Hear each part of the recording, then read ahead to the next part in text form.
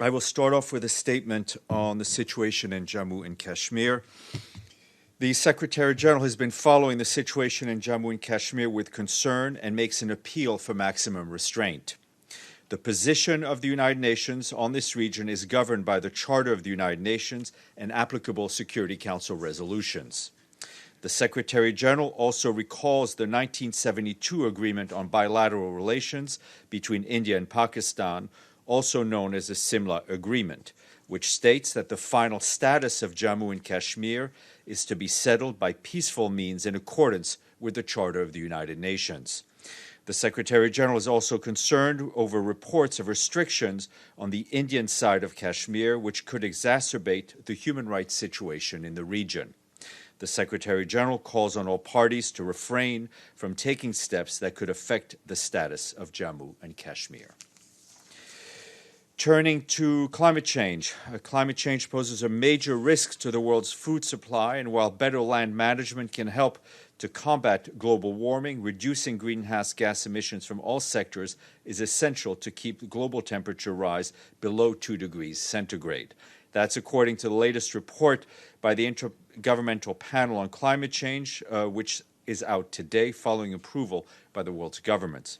These findings will be a key scientific input into upcoming negotiations, such as the Conference of Parties of the UN Convention to Combat Desertification next month in India and the UN Climate Action Summit during the upcoming General Assembly High-Level Week, and COP25, which is scheduled to take place in Chile in December. For the Secretary General, this latest IPCC report is yet another piece of compelling evidence that points to the urgent need for climate action. As he has said, we cannot continue on this current course. Guterres said that while food security is already at risk from climate change, there are many nature-based solutions that can be taken. Next month's Climate Action Summit will be a prime opportunity to ensure these solutions are put into practice.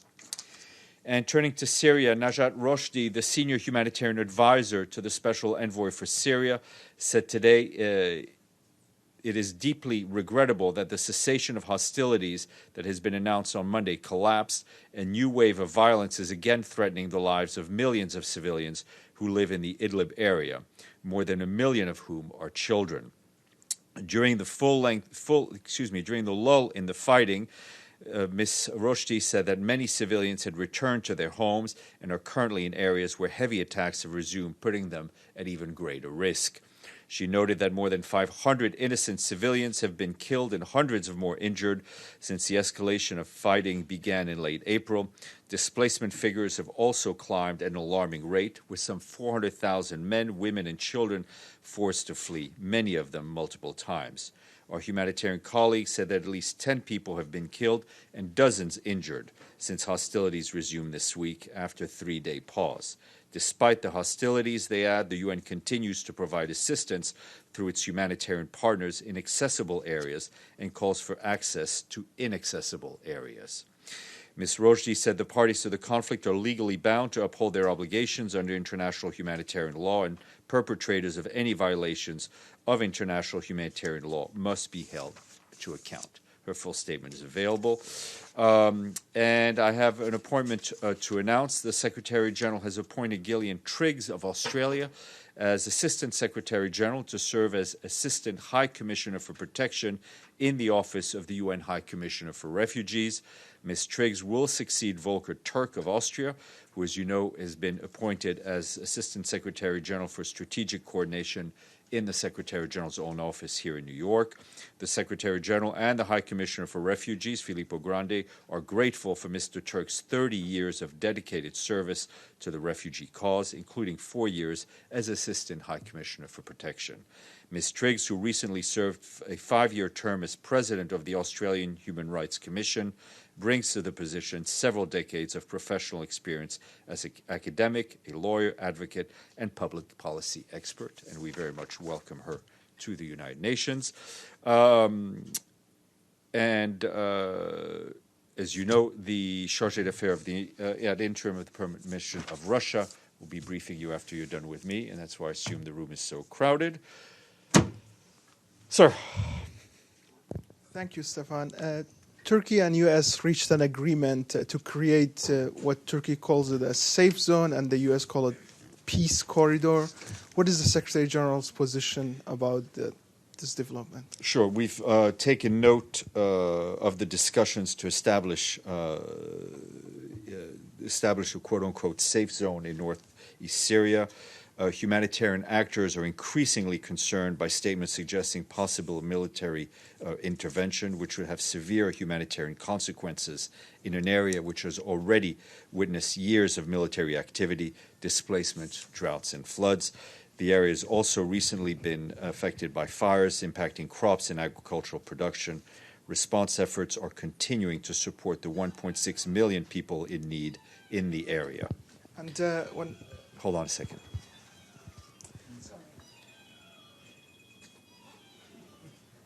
Apologies. It's okay. It's pretty dramatic music.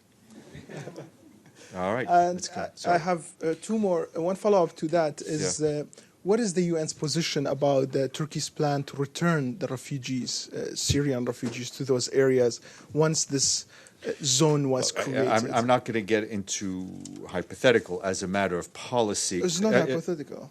As a matter of policy, the return of refugees needs to be done in a safe manner and, most importantly, in a voluntary manner. And my other question, Stéphane, last week Secretary General expressed concern in his statement about the situation in Gulf. What has he been in contact with any of the parties, especially Iran and U.S., with regard to the tensions in the Gulf? We've received letters from the Iranians, and contacts continue at various levels. Yes, Nizar. Thank you, Stéphane. Media reports from Turkey and from the Middle East speak about hundreds of Syrians have been repatriated to Syria by the Turkish authorities. Most of them are involuntarily returning that. Do you have any statement on this? I don't have any confirmation. As I said, the return of refugees needs to be done in a safe, dignified, and most importantly, voluntary manner. Mr. Avni. Secretary General has supported diplomacy in Venezuela. Today, Maduro pulled out. What's the situation? Sure. I mean, we've obviously taken note of the latest developments, including the statements that you referred to. For our part, we can only reiterate our strong support and the Secretary General's strong support that he's expressed for the Norwegian facilitation on Venezuela. A negotiated agreement is urgently needed to reach a peaceful resolution to the crisis. Just to follow up on this, the reason given by the Maduro administration was that the U.S. blamed the U.S. basically. Yet the U.S. is not part of these negotiations. In fact, opposes them. Does that show the Secretary General that there's any hope for these negotiations? Look, I'll leave the analysis part to you. Our position is unchanged, is that only settlement through negotiations will solve this ongoing situation. Michelle, and then we'll come back. Thanks, Steph. Just a follow-up question to the statement on Kashmir. Who on both sides has the Secretary General spoken with? And given that he specifically mentions the Security Council resolutions, does he plan to bring this to the Security Council? Are there any plans for the Secretariat to brief on the latest developments? Does he think it should be taken up? I'm not aware of any plans to brief. There was a letter from the Pakistani Foreign Minister, which was circulated to the Security Council at their request. There have been contacts from the Secretariat, both with Indian authorities and the Pakistani authorities. Yes, James. Thank you, Stéphane. As you said before, we've got the Russian envoy coming up next.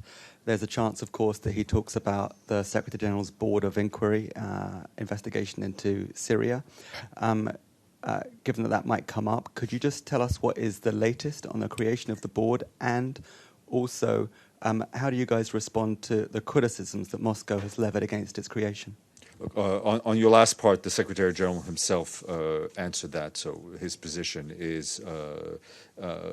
was stated more clearly by him, so I'd refer you to what he said at the stakeout. The process is ongoing in terms of recruiting and identifying members of the board and obviously the terms of reference. Valeria. Thank you, Steph. Does the Secretary General has any comment on the last World Food Security Report that was released? The World Food Security Report that was released in Geneva. The IPCC report? Yes. Yes, I mentioned that. Oh, I'm so sorry. Okay. I read it late. Okay. That's okay. Thank That's you. okay. Let's go to another Al Jazeera, and then we'll go to Pam. Thanks, Stéphane.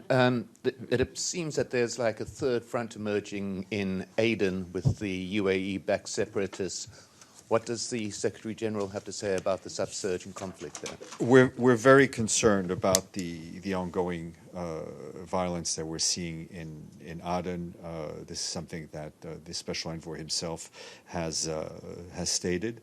It is important for everyone to recommit themselves to a political process and also to make sure that none of the military activities impact negatively on the humanitarian operations that we have ongoing in Yemen. Pam, thank you for your patience. No, absolutely. On the Kashmir dispute, just one last technical point you said the Secretariat has some contact with the India side, the Pakistani side. Is there anyone in particular that is the Secretary General's envoy or on each side, and is it the same person? No, it's done through the permanent missions here and the Secretariat. Thank you. Mr. Barda, and then we'll go to Edie. Thank you, Stéphane. On Jammu and Kashmir again, can you be more specific on what do you mean by that the position of the United Nations is should be or it is according to the UN Charter and the applicable Security Council resolutions? Can you be more specific? And what's your response specifically to what the Pakistanis are saying about the Iron Curtain putting by India in Kashmir, so nobody in the world would know what's going on in Kashmir? I think the statement, I'm not going to go into any more specifics, but the statement also refers to our concern about reports of restrictions on the Indian side of Kashmir. So I would refer you to the statement. A follow-up on Syria as well. Does the United Nations support those agreements between Russia and Turkey? And I've just given an update on the U.S.-Turkish agreement, and I can tell you that we've seen the statements by the U.S. and Turkey regarding these discussions on northeast Syria. As the Secretary General has said, any solution in Syria should combine three principles: Syria's unity and territorial integrity, the legitimate concerns of states, and the diversity of Syria's population, the different components of which should have a voice. One last thing, if I may. Don't ever say it's the last. There is this letter from Russia on the some new security arrangements for the Gulf region or the whole region, and obviously the Secretary General has spoken about it. Other countries have been speaking about it. Is the Secretary General going to do any workshop around this issue? So we're obviously following the situation. The Secretary General has expressed his own position and said we're in contact with various parties. Yes, Edie. Another question on Kashmir. The Security Council resolution specifically called for a plebiscite. Does the Secretary General support a plebiscite? The Secretary General's position is that the region is governed by the Charter and the applicable Security Council resolutions. Yes, sir, Majid. Yes, Stéphane, I want to follow up on you on the statement. The third component that you mentioned about the diversity, ensuring diversity in Syria, which the Secretary General previously has mentioned. That's a reference to the ethnic diversity and religious diversity in Syria, namely Kurds, which they are still not part of the political process. especially the Constitutional Committee. What is the Secretary General's position about that point? Why the Kurds has not been included? The issue around the Constitutional Committee have not yet completely been solved. For the Secretary General, it's important that Kurds, that all other minorities in Syria, have a voice. And about the return of refugees, one question. This is obviously, a plan by Turkey to make all these refugees go back to Syria. Has been talked about for months or years now. Is there any coordination between OCHA and Turkey to plan this return of refugee in a safe manner? This would be done with UNHCR. We can check with them. Obviously, Turkey has been, since the beginning of this conflict, extremely generous in hosting an extremely large population of Syrian refugees, and that needs to be noted.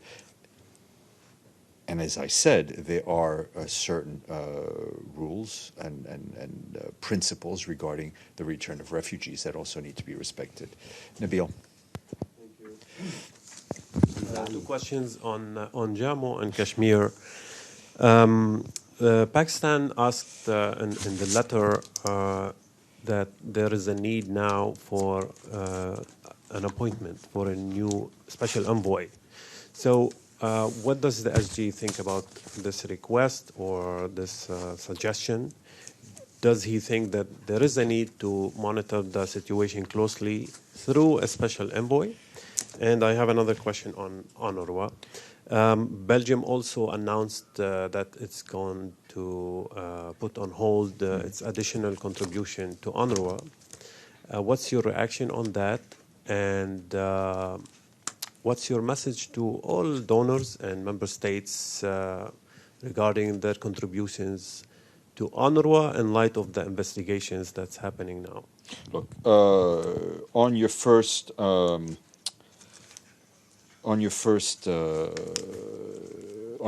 point, there is this letter. We're studying it. The Secretary General is following the situation very closely. The Secretariat is following the situation very closely. But I have nothing to announce or to hint at towards the issue of a special envoy. On UNRWA, there's an investigation, as we've said. Until the investigation is completed, we're not in a position to make further comments.